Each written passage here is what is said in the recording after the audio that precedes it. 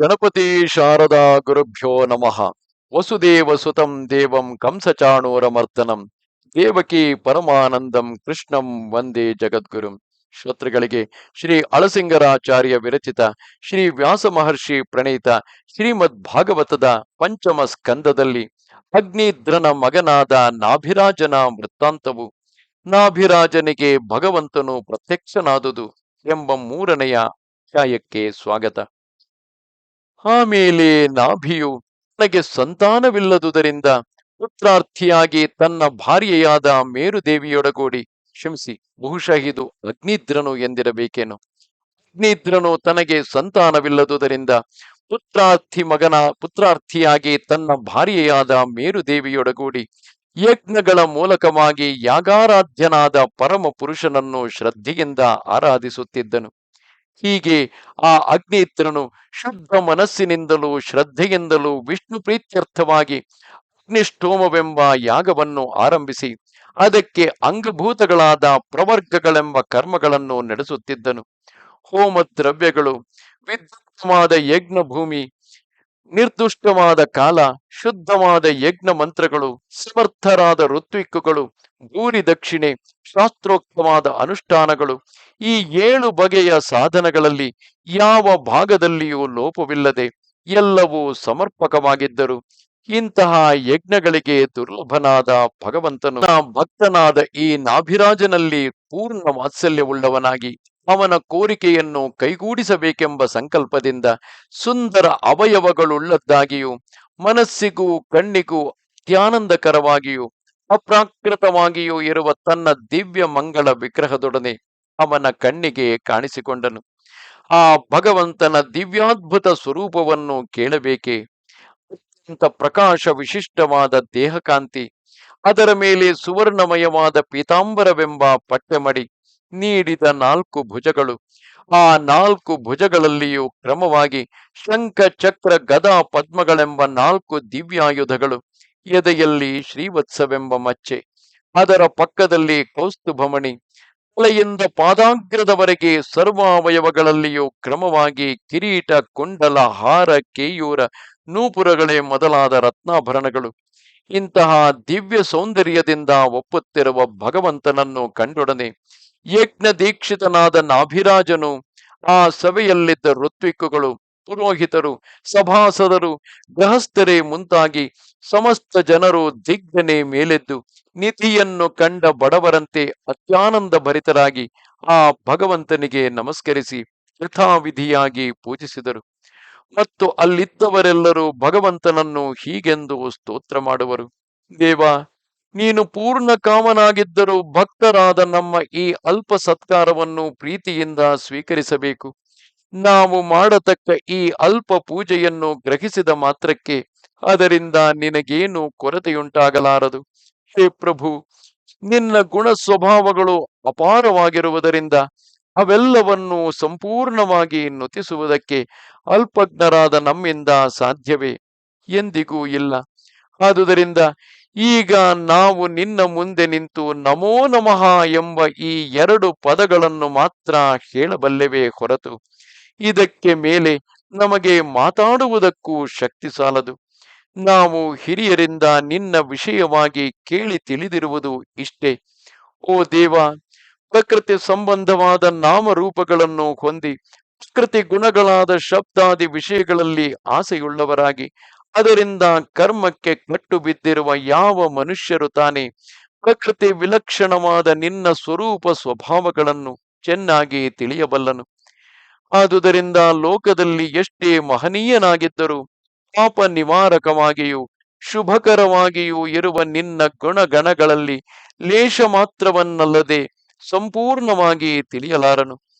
ನೀನು ಹೀಗೆ ಅಪಾರ ಮಹಿಮೆಯುಳ್ಳವನಾಗಿದ್ದರು, ಪೂರ್ಣನಾಗಿದ್ದರು, ನಿನ್ನ ಭಕ್ತರು ಒಮ್ಮೆ ನಿನ್ನನ್ನು ಗದ್ಗದ ಸ್ವರದಿಂದ ನುತಿಸಿ ನಿರ್ಮಲ ತೀರ್ಥವನ್ನಾಗಲಿ, ಒಂದು ಸಣ್ಣ ಧಾನ್ಯದ ತೆನೆಯನ್ನಾಗಲಿ, ಎಳೆ ಚಿಗುರನ್ನಾಗಲಿ, ಒಂದು ತುಳಸಿ ದಳವನ್ನಾಗಲಿ, ಕೊನೆಗೆ ಒಂದು ಎಳೆ ಗರಿಕೆಯನ್ನಾಗಲಿ ನಿನ್ನ ಮುಂದೆ ತಂದಿಟ್ಟರೆ ಅದನ್ನೇ ನೀನು ಅತ್ಯಾದರದಿಂದ ಕೈಗೊಂಡು ಬಹಳವಾಗಿ ಸಂತೋಷಿಸತಕ್ಕವನು.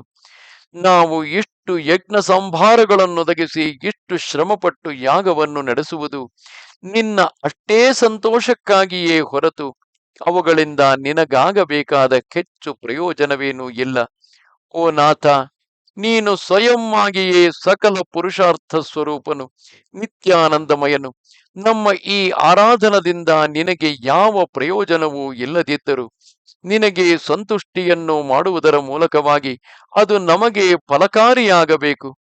ಓ ಪರಮಪುರುಷ, ನಮ್ಮ ಶ್ರೇಯಸ್ಸಿಗೆ ಸಾಧನವಾದ ಉತ್ತಮ ಪುರುಷಾರ್ಥವು ಯಾವುದೆಂಬುದನ್ನೇ ನಾವು ಕಾಣೆವು.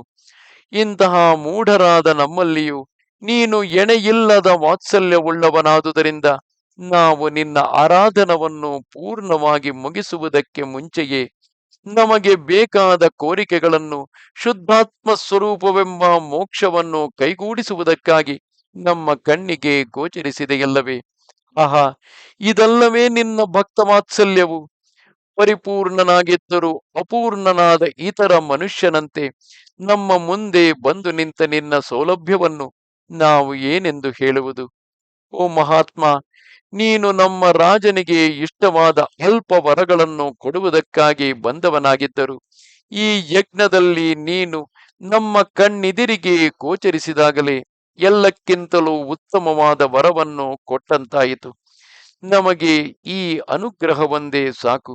ವೈರಾಗ್ಯದಿಂದ ಬಲಿತ ತೀವ್ರ ಧ್ಯಾನವೆಂಬ ಬೆಂಕಿಯಿಂದ ತಮ್ಮ ಸಮಸ್ತ ಪಾಪಗಳನ್ನು ದಹಿಸಿದವರಾಗಿಯೂ ತಮ್ಮ ಆತ್ಮದಲ್ಲಿಯೇ ಬ್ರಹ್ಮ ಸಾಕ್ಷಾತ್ಕಾರವನ್ನು ಮಾಡಿ ಆ ಆನಂದದಲ್ಲಿ ಇರತಕ್ಕವರಾಗಿಯೂ ನಿನ್ನ ಆರಾಧನದಲ್ಲಿ ನಿರತರಾಗಿಯೂ ಇರುವ ಮಹರ್ಷಿಗಳೆಲ್ಲರೂ ಯಾವಾಗಲೂ ನಿನ್ನ ಗುಣಾನುಭವದಲ್ಲಿಯೇ ಇರತಕ್ಕವರು.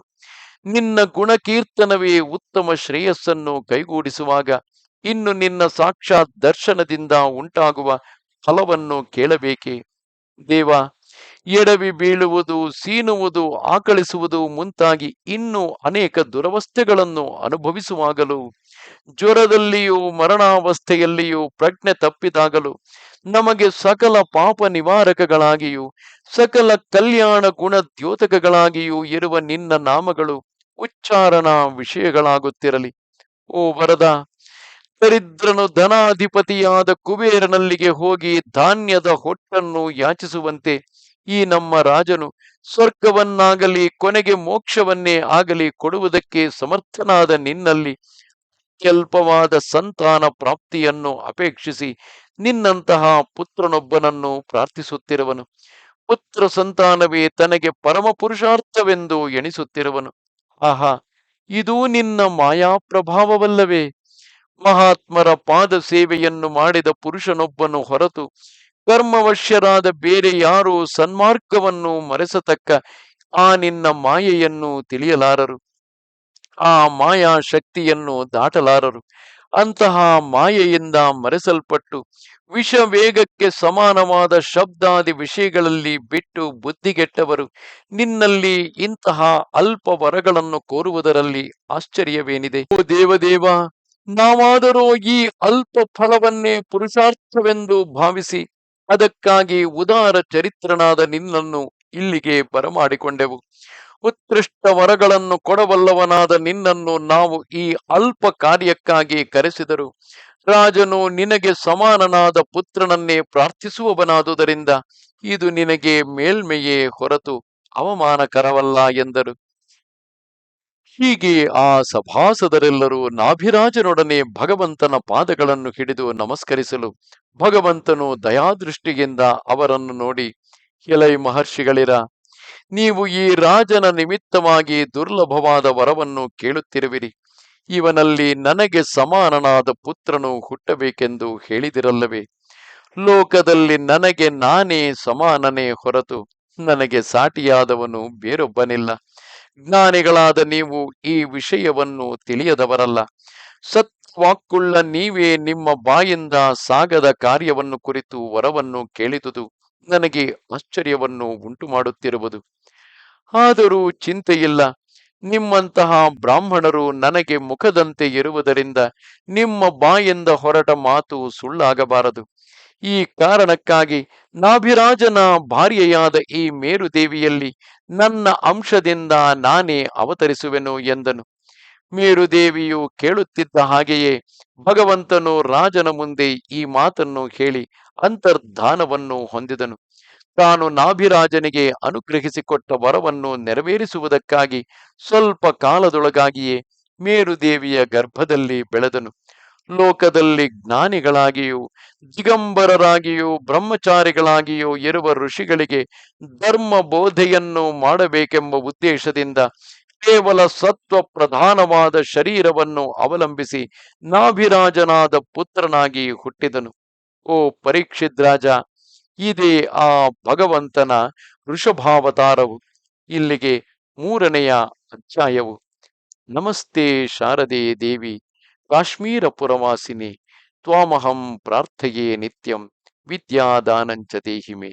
ನಮಸ್ಕಾರ.